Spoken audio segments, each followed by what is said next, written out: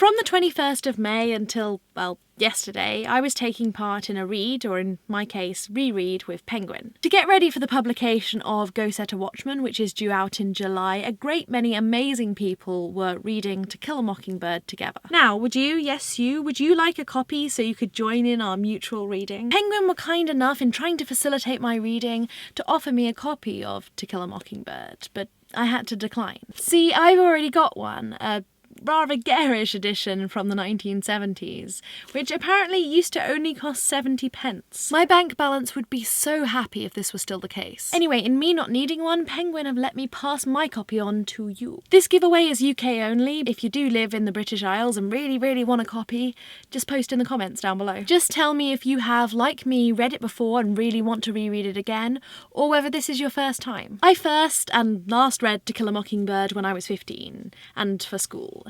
So although the plot was still vaguely in my memory, although some of the scenes were really clearly still etched there, I had forgotten a lot. I was also really keen to just see how I'd read it differently now. Would different parts hold my attention and show my aged and differing priorities? The erosion of childhood struck me quite hard, same as it first did all those years ago. I forgot entire characters. Dill had completely burrowed his way out of my memory.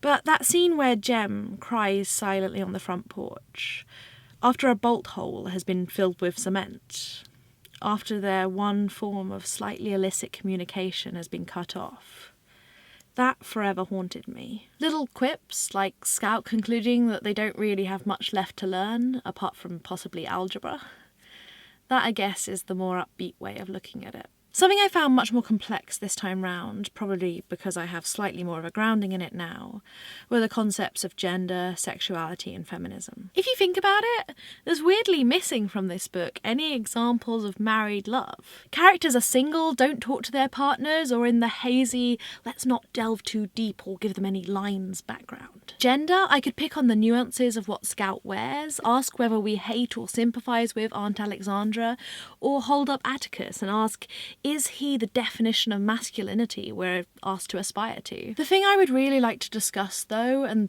I know will lead to no easy answers and probably lots of angry rebuttals, is the girl who cried rape plotline. There's nothing wrong with Harper Lee using this plotline.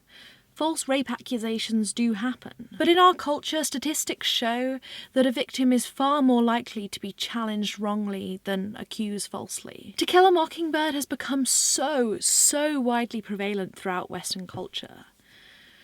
I do wonder, to a certain extent, whether it normalises the idea that accusers should be strongly doubted. Mayella, the white girl who accuses the black guy of raping her, is presented to the reader as wrong, so wrong, before she even takes the stand her story has been torn to shreds. And her and others' lies and racism eventually causes an innocent man's death. So she's not a good character.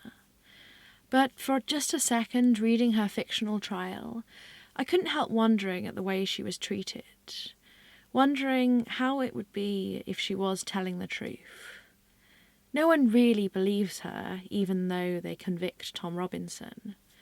Everything they say and do, the way they speak to her, degrades her. The final thing I'll speak about is Boo Radley, who was always a particular fascination of mine. I think I too would have stood on that street corner leaning up against a lamppost, willing him to come out and talk a while with me. I say, having now read it a whole 2 times, spend so much of the beginning of this book aping the children and trying to figure him out. Was he born or created?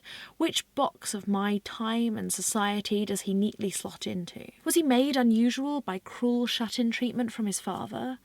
Or did he have learning disabilities, autism perhaps? The stories Scout picks up from local gossips allow you to entertain either, sometimes bits of both. On paper, shouldn't he be a frightening character? Erratic, unknowable, he's literally the only man who can actually get away with murder. But on these pages, he and his situation make me ache. The one scene I have always, 2 whole times, always got misty-eyed at is Scout standing in his shoes. Or at least up on his porch. She sees that he watches the town go by, each person bustling away at their tiny little lives. He watches the children, and they become his children. And his love, undeserved and unasked for, is so beautiful. He doesn't do one thing but sing his heart out for them, in his own little way. If you've read To Kill a Mockingbird, please do join in the book conversation in the comments down below.